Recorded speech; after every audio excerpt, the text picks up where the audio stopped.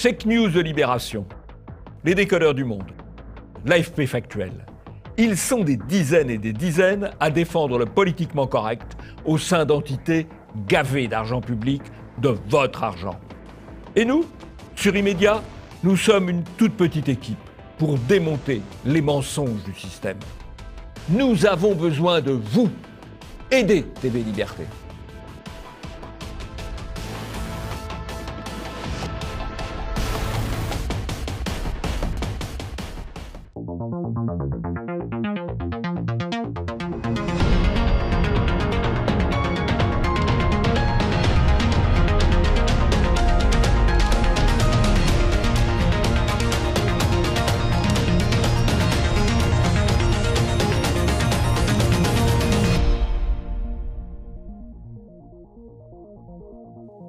Bonjour à tous et bienvenue dans ce nouvel Immédiat. Bonjour Jean-Yves. Bonjour Nicolas.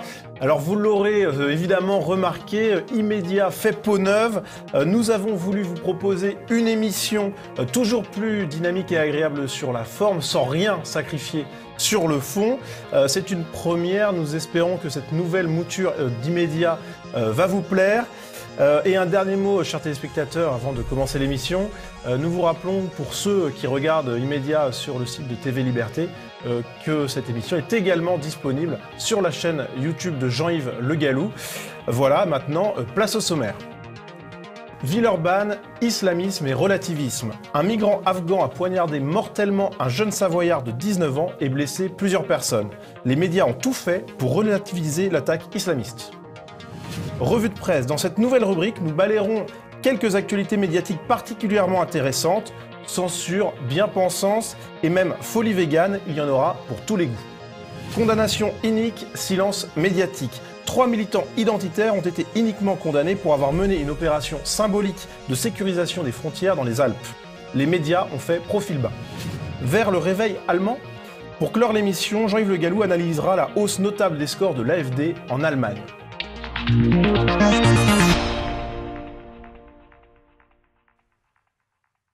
Et pour commencer cette émission, une nouvelle rubrique, l'image de la semaine. Et cette image, Jean-Yves, c'est celle de Timothy. Oui, Timothy, c'est ce jeune Européen, ce jeune héros européen, on peut dire, qui a voulu s'opposer à l'islamiste afghan qui était dans une action terroriste et qui en est mort, qui a été tué. Ça rappelle un peu, mais c'est encore plus grave, l'histoire du jeune marin, toujours à Lyon d'ailleurs, qui s'était opposé à l'agression d'un couple et qui s'est retrouvé handicapé à vie. Passons au premier sujet, Villeurbanne, islamisme et relativisme.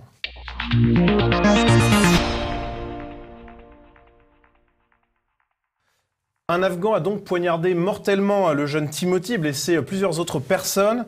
Et si plusieurs témoins n'ont pas manqué de souligner la motivation islamique du tueur, eh bien, le procureur a préféré insister sur son état psychiatrique. Bien que sans antécédent psychiatrique connu, il a fait l'objet d'une première évaluation psychiatrique ce matin, dans le temps de la garde à vue. L'expert psychiatre évoque un état psychotique envahissant, avec délire paranoïde à thématiques multiples, dont celle du mysticisme et de la religion. Bon, alors c'est tout à fait clair, c'est classique. On écarte la motivation religieuse, on écarte la motivation islamiste et on dit ah bah, c'est un fou, c'est un fou. Voilà, il y a beaucoup de fous quand même chez les migrants, parce qu'à chaque fois on nous fait le coup. Alors bon, faut pas être dupe. Qu'est-ce qu'un procureur ? Un procureur, c'est un préfet judiciaire. C'est quelqu'un qui exécute les ordres du gouvernement, qui poursuit les gens qu'on lui dit de poursuivre, qui ne poursuit pas les gens qu'on lui dit de ne pas poursuivre, et qui surtout porte la parole officielle. Et donc, il a assaisonné l'affaire à la sauce souhaitée par le gouvernement. Et alors, ce qui est assez extraordinaire, c'est là qu'on voit qu'on est quand même dans un régime de plus en plus totalitaire, c'est que les médias ont tous repris comme parole d'évangile, si j'ose dire, le propos du procureur écartant la piste religieuse, écartant la piste islamiste, malgré les faits, puisque l'auteur des crimes a précisément choisi ceux qui étaient européens pour frapper, Et il a En tout aussi... cas, il y a des victimes européennes. Il y a des victimes européennes, il les a bien choisies. On n'a pas l'identité de toutes les victimes, mais celles qu'on connaît, effectivement. Bon, il les a bien choisis dans un quartier où il y a plutôt, justement, des non-européens. Et puis, il a fait des allusions nombreuses à la religion et au Coran. Donc, il n'y a pas de doute sur la réalité, l'intentionnalité de l'acte criminel. Alors pour les médias, il y a des doutes. Effectivement, ils préfèrent privilégier l'argument psychiatrique. On le voit par exemple avec cet article de France Info. Attaque de Villeurbanne, l'accès aux soins des demandeurs d'asile et des réfugiés en France est-il déficient ? C'est un cas qui relève de la psychiatrie, déclare un expert joint par France Info. L'auteur de l'attaque de Villeurbanne est un individu malade et si sa situation d'errance n'a pas dû arranger les choses, sa condition de migrant ne serait pas pertinente. Il n'y a pas plus de psychotiques dans les populations migrantes que dans la population française, ajoute un autre expert. Et les journalistes concluent, la question de la prise en charge mentale des demandeurs d'asile et des réfugiés a immédiatement surgi dans le débat public. Alors, effectivement, Jean-Yves, elle a vite surgi cette question. On a un combo de propagande, puisqu'effectivement, on a aussitôt inversé la charge de la culpabilité. S'il y a eu ce crime, c'est pas à cause d'une immigration incontrôlée, c'est pas à cause d'une islamisation incontrôlée, c'est parce qu'on n'a pas tout à fait bien pris soin de tous ces gens qui arrivent. On renverse la charge, et quand on dit, eh bien, le débat public a tout de suite été pris par cette affaire de la prise en charge psychiatrique, c'est une opération de propagande. On constate la réussite d'une opération de propagande. Et puis, on n'est pas à une contradiction près, puisque dans la même phrase, on nous dit la condition de migrant n'est absolument pas en cause, mais après nous avoir dit que la situation d'errance pouvait être l'origine du problème. Et donc, on dit une chose et son contraire, c'est les techniques d'ahurissement habituelles des médias, avec le recours aux experts. Bon, on en a déjà parlé un grand nombre de fois, on appelle la personne qui dit ce qu'on a envie d'entendre, et l'expert qui veut passer à la télévision, qui veut être invité, il sait très bien ce qu'il doit dire pour être réinvité. Voilà, c'est pas plus compliqué que ça. Alors il n'y a pas que les experts qui savent ce qu'ils doivent dire, puisque des journalistes ont cherché à relativiser cet acte, comme l'éditorialiste Michel Taube. Et c'est vrai que si certains demandeurs d'asile, comme ce criminel de Villeurbanne, passent à l'acte, c'est parce que, effectivement, ils ne sont pas accompagnés, ils ne sont pas suffisamment pris en charge, ils sont dans une très grande fragilité psychologique. Même volonté de relativiser chez Aurore Laluc, eurodéputée PS, invitée sur LCI. Rappelons-nous de ce que dit le défenseur des droits. Le problème aussi, ce sont les camps. C'est-à-dire qu'ils ne sont pas accueillis correctement, contrairement à ce qu'on dit. Oh bah c'est très simple, c'est toujours l'inversion de la charge de la culpabilité. C'est parce que la France n'est pas assez bien occupée d'eux qu'il y a un problème, quoi. Voilà. On ne cherche pas du tout la cause, on accuse ceux qu'on ne devrait pas accuser. Voilà. Alors, autre exemple de parti pris médiatique, eh bien, cette vidéo de Damien Fleureau, chef du service politique de CNews. C'est qu'il y a des faits divers qui ne sont pas des faits divers, qui sont des drames, qui sont hebdomadaires dans toutes les régions de France. Des viols, des agressions, des meurtres, qui sont le fait de migrants. C'est pas nous qui le disons, c'est la presse quotidienne régionale qui le relate. Les drames, ils sont avant tout en Méditerranée, quand il y a des naufrages de bateaux et des migrants qui meurent par dizaines. Toujours le même phénomène. Monsieur Odoul parle des drames qui se passent en France, très nombreux. Et le journaliste, c'est pas un homme politique, c'est le journaliste, le chef du service politique de CNews, lui dit oh mais tout ça c'est pas bien grave. Ce qui est important, c'est ce qui se passe en Méditerranée, où il y a des migrants qui se noient ou se noieraient. Sauf que les migrants qui se noient ou qui se noieraient en Méditerranée, c'est la responsabilité des passeurs et des organisations qui soutiennent les passeurs. C'est pas les gouvernements européens, les Français ou les Européens qui sont responsables de cela. Par contre, on est responsable de ce qui se passe sur notre territoire. Mais c'est pas grave. La mort de Timothy, c'est pas grave.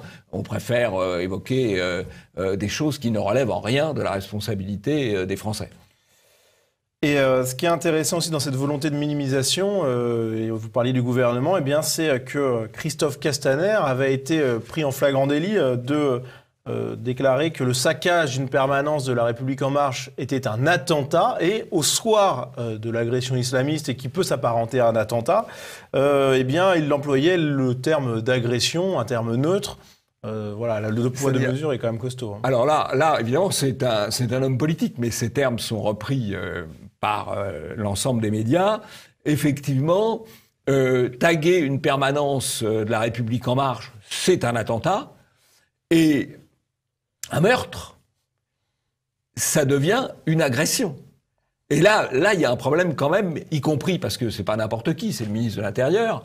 Il y a tout de même un problème de qualification pénale. Un meurtre, ce n'est pas une agression, c'est un meurtre. Et un tag, c'est une dégradation, c'est pas un attentat. Il faut quand même utiliser le vocabulaire qui convient. Alors, autre éditorialiste qui s'est prononcé sur ce drame, eh bien, c'est Olivier Mazerolle qui, lui, a préféré bien attaquer l'extrême droite. Pour lui, c'était un prétexte tout trouvé pour l'extrême droite. Il a déclaré « Le parti de Marine Le Pen utilise le même procédé que celui de Matteo Salvini ou en Allemagne avec le parti d'extrême droite AfD qui a soutenu les chasses à l'étranger et les saluts hitlériens à la suite de l'assassinat d'un Allemand par 2 réfugiés syriens. » Jean-Yves ? Alors ça, c'est le mensonge qui a été constaté, puisqu'on se souvient qu'à l'époque de ces faits, c'est-à-dire une manifestation contre des meurtres en Allemagne, il y avait eu un montage de la part de Mme Merkel, un montage médiatique et des médias, expliquant qu'il y avait eu des chasses à l'homme, des chasses aux étrangers, et un salut nazi. Il se trouve qu'à l'époque, le chef de l'Office fédéral de protection de la Constitution, donc le chef, on peut dire, de la police politique allemande, le service de renseignement intérieur. Le service de renseignement intérieur allemand avait dit non, ce n'est pas vrai, il n'y a pas eu de chasse à l'homme. Et d'ailleurs, il a ensuite été démis de ses fonctions. Eh bien, tout ça a été parfaitement démonté, notamment puisque le chef des services de renseignement intérieur allemand, M. Maassen, a dit les choses. Mais M. Mazerolle, c'est pas arrivé jusqu'à M. Mazerolle. Même si ça avait été le cas, l'AfD n'aurait pas soutenu de toute manière. Et même si ça avait été le cas, évidemment, l'AfD n'aurait pas soutenu. L'AfD, c'est un parti qui se présente à des élections, qui est un parti respectable, qui se présente à des élections. Donc on a en quelques lignes un ensemble de mensonges. Mais je pense que Mazerolle, il est presque de bonne foi, probablement. Parce que c'est ce qu'on explique très régulièrement ici. Le mensonge initial a un impact considérable et le démenti, on en parle à peine. Donc qu'est-ce qui reste dans les mémoires ? Qu'est-ce qui reste dans la mémoire de M. Mazerolle, qui est un grand journaliste depuis 40 ans ? Qu'est-ce qui reste dans la mémoire de M. Mazerolle ? Il reste le mensonge, il ne reste pas le démenti du mensonge, qui ne lui est peut-être jamais arrivé. Et puis ça ne l'intéresse pas. Puisque s'il a une carrière aussi longue, M. Mazerolle, c'est parce que c'est un bon serviteur du politiquement correct. Sinon, il y a longtemps qu'il serait parti. En tout cas, s'il avait voulu être au courant des choses, il aurait fallu qu'il regarde immédiat. On espère qu'il va regarder plus souvent. Voilà. Passons... On va lui prescrire. On va lui prescrire, effectivement. Passons à la revue de presse.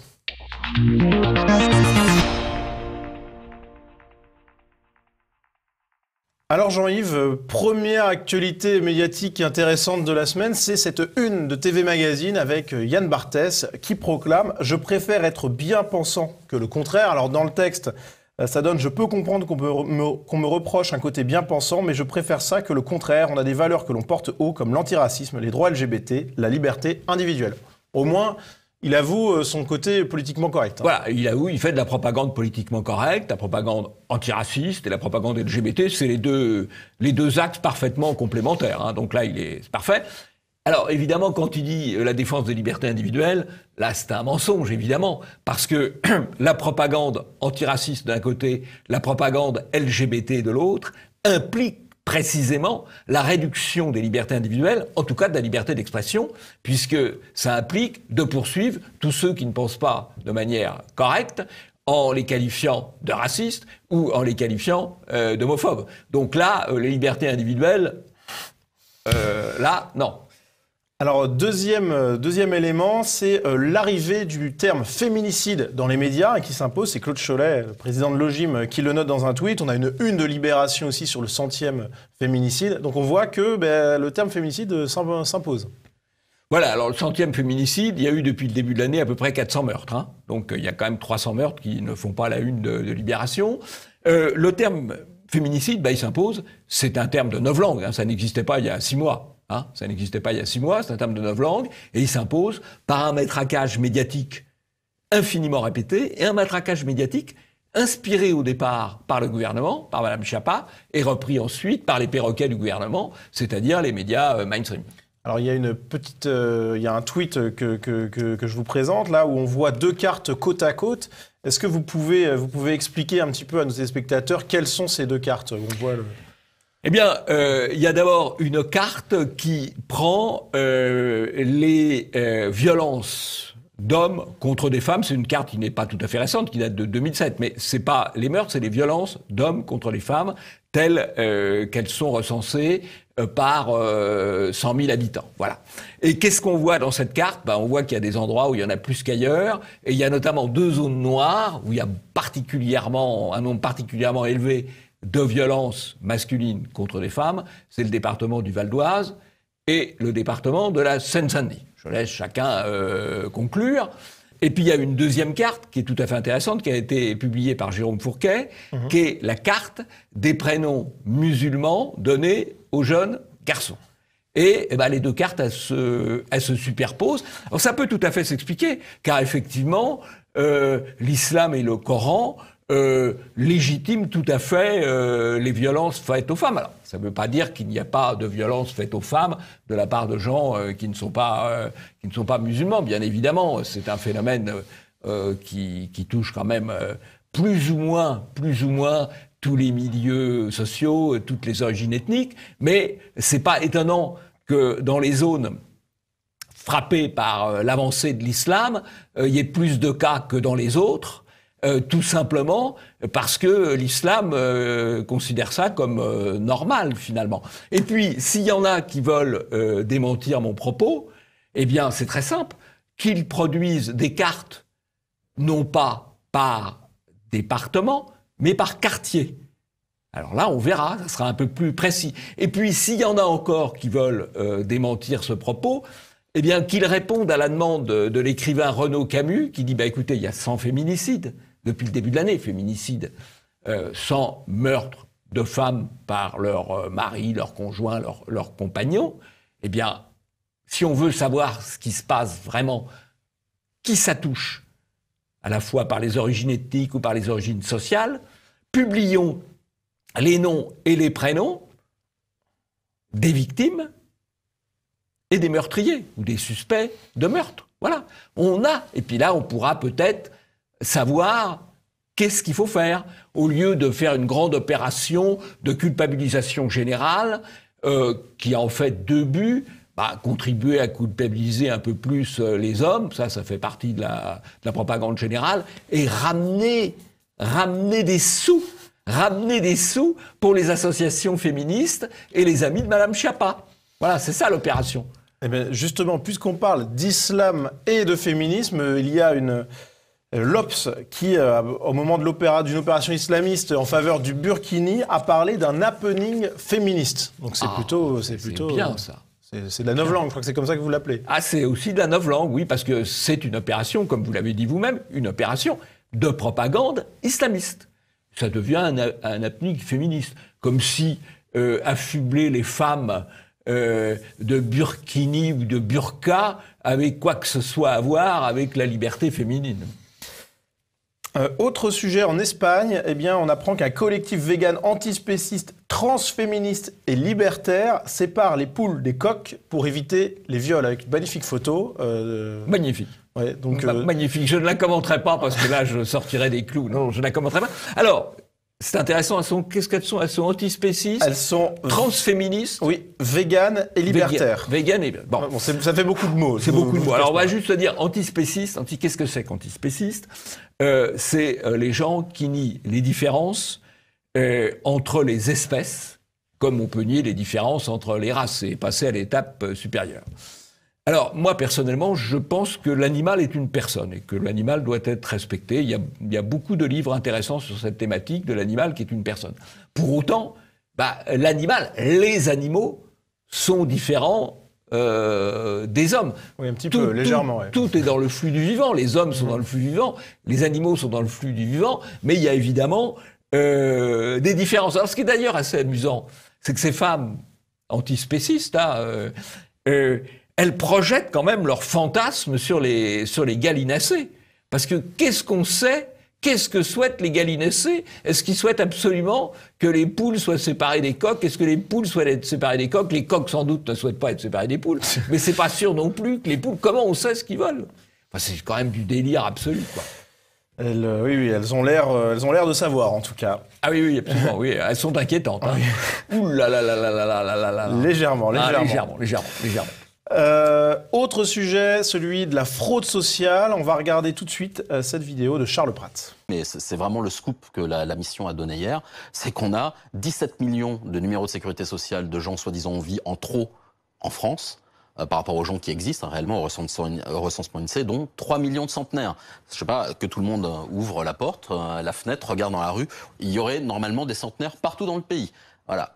Et après, on vient nous dire que le système est très bien géré, que la Cour des comptes vient nous certifier les comptes de la sécurité sociale, et on a quand même 20% d'identité en plus par rapport à celle qui devrait exister. Bon, alors le juge Prats, qui est un juge de l'APM, de l'Association professionnelle de magistrats, donc considéré comme assez à droite, qui est un juge qui prend des libertés, qui ose exprimer des choses politiquement correctes, ça a été un excellent lanceur d'alerte, parce que ça fait des années qu'il attire l'attention sur l'importance de la fraude sociale, l'importance, en tout cas, le risque élevé, dans la mesure où, comme il le dit, on a 80 millions de personnes dans la base de données des cartes vitales, et dont 3 millions de centenaires, ce qui fait quand même beaucoup. Ça ne veut pas dire qu'il y ait autant de fraude, bien sûr, mais ça veut dire qu'il y a de la fraude possible, et d'autant plus que ces surnombres sont en très large partie des surnombres de personnes nées à l'étranger. Donc il y a quand même un vrai risque.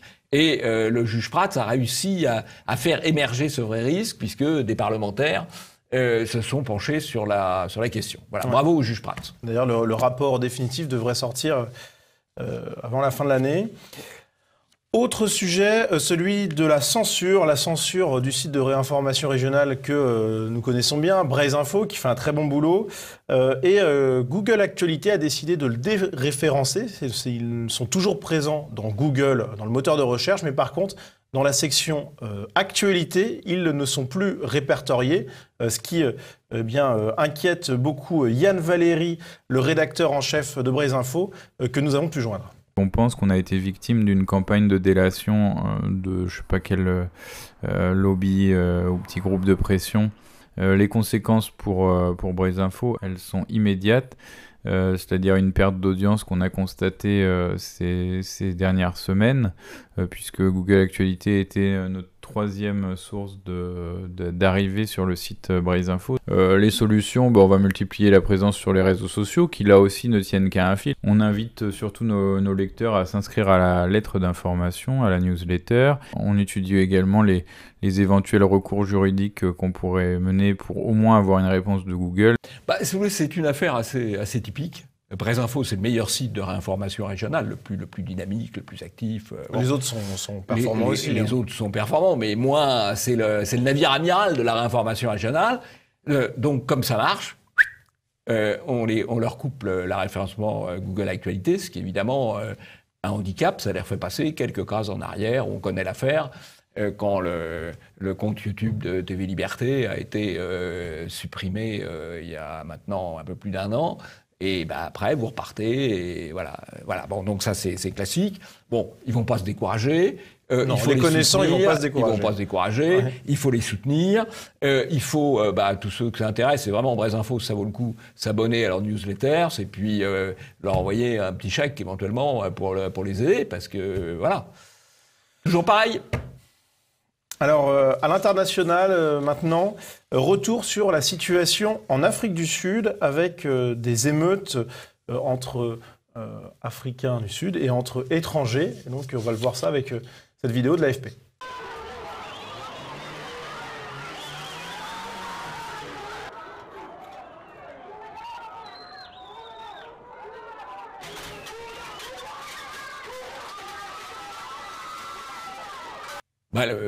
La situation, l'Afrique du Sud est en voie de dégradation considérable, perte d'ordre public, agression, etc. Là, c'est des agressions de Noirs contre des Noirs, donc on nous en parle, mais il y a des milliers de fermiers blancs qui sont assassinés. Là, les médias n'en parlent pas. Je crois tout simplement que l'Afrique du Sud est aux mains du pouvoir noir depuis maintenant plus de 20 ans, plus de 20 ans, et que le chaos est en train de s'installer progressivement. C'était le pays le plus développé d'Afrique, le plus calme d'Afrique finalement pendant très longtemps, et c'est aujourd'hui un pays qui est en train d'aller vers le chaos. Voilà, c'est comme ça. Passons au sujet suivant, condamnation inique, silence médiatique.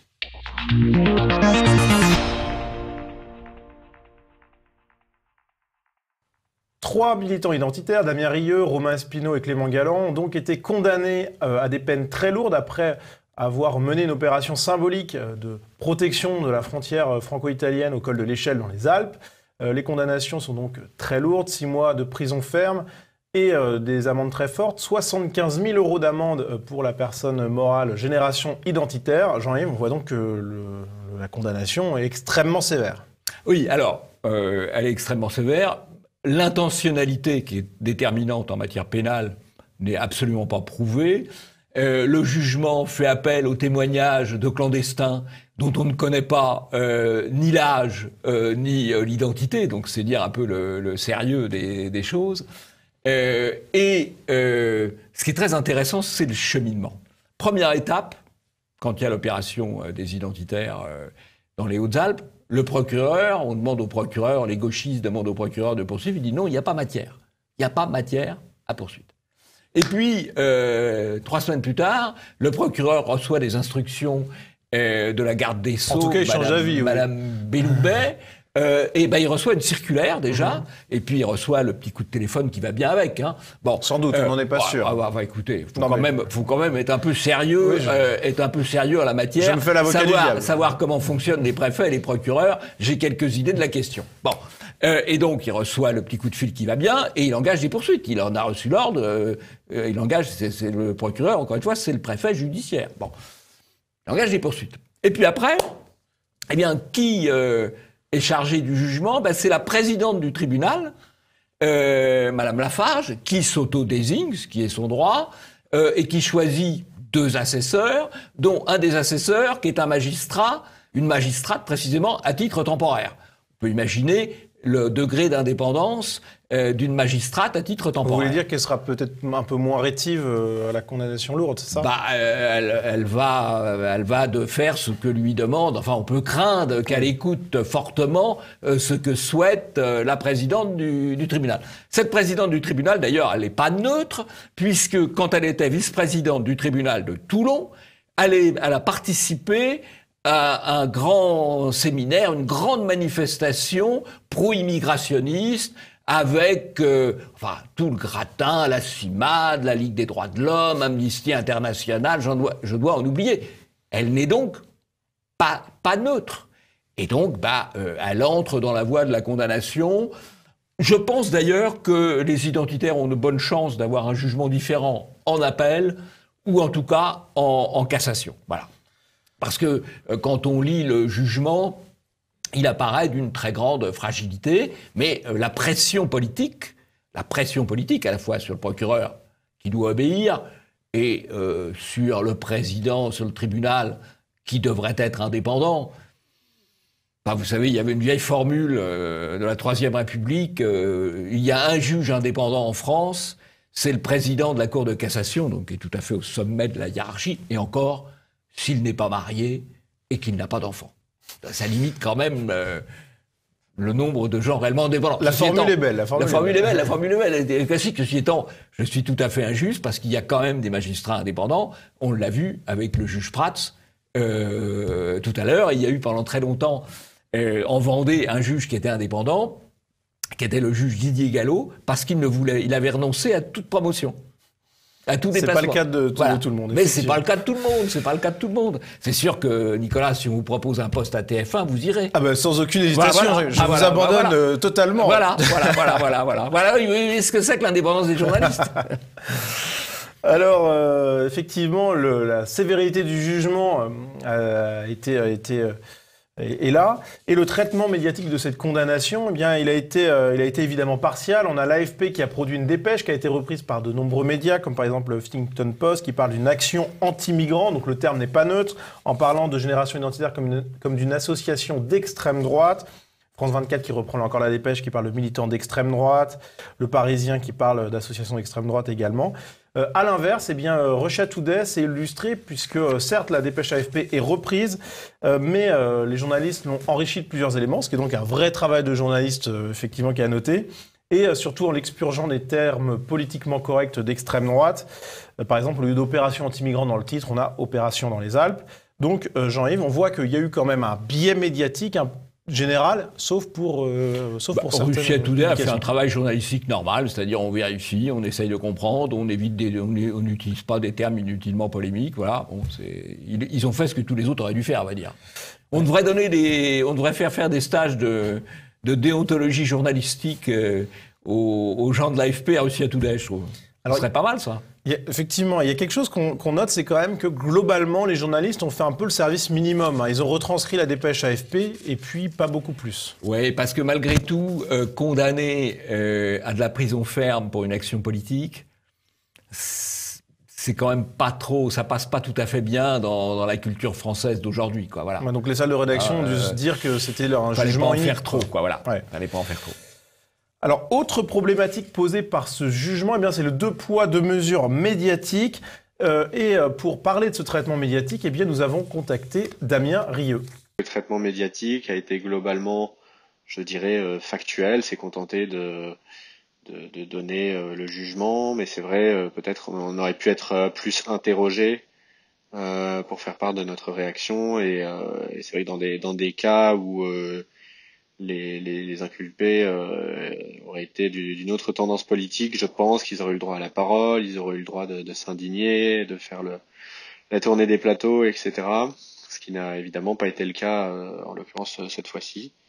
Et effectivement, on se souvient du cas de Cédric Herrou, qui avait été jugé pour avoir hébergé illégalement des clandestins et qui avait, lui, été invité partout, y compris au Festival de Cannes. Le V de la victoire n'était pas de rigueur au Festival de Cannes pour Cédric Herrou.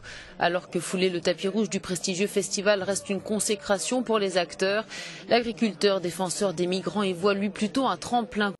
Merci de votre présence. Je le disais, vous êtes devenu un symbole de l'aide aux migrants en France. En 2017, vous avez été condamné à 4 mois de prison avec sursis pour soutien à l'immigration clandestine. Mais cet été, il y a eu un événement, une sorte de victoire emblématique. Le Conseil constitutionnel a consacré pour la première fois le principe de fraternité. Alors vous voyez, Herrou, il est accueilli en héros. Hein. Il a été condamné dans un premier temps à 4 mois de prison avec sursis. Et ensuite, le Conseil constitutionnel a inventé une interprétation du principe de fraternité pour qu'il ne soit pas condamné du tout. Or, Herrou, il a conduit une action illégale. Il a soutenu une action illégale. Voilà. Les identitaires, eux, ont voulu faire appliquer la loi, ont demandé à ce que la loi soit appliquée. Donc on voit l'inversion totale des valeurs par le pouvoir judiciaire et par le pouvoir médiatique, c'est-à-dire qu'on sanctifie celui qui viole la loi et on démonise celui qui veut défendre son application. C'est l'inversion totale des valeurs de la part des médias, de la part de la justice. Et ce qui est incroyable, c'est que les identitaires, notamment Damien Rieu, n'ont pas été contactés par les journalistes. L'AFP a contacté un de leurs avocats, mais c'est tout. Et les journalistes des rédactions ne les ont pas appelés et les ont encore moins invités. Ce qui est quand même, quand on prétend être journaliste, ce qui est quand même incroyable. Oui, et alors que Herrou, lui, était... le tapis rouge pour lui. Tapis rouge. Tapis rouge. C'est autre chose. Tapis rouge. Tapis rouge pour l'un, barreau de prison pour les autres. Exactement. Passons au troisième sujet, vers le réveil allemand.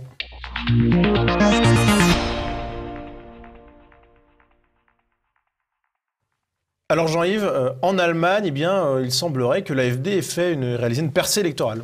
Oui, alors il y avait des élections dans 2 Länder allemands à l'est, le Brandebourg autour de Berlin et la Saxe autour de Dresde.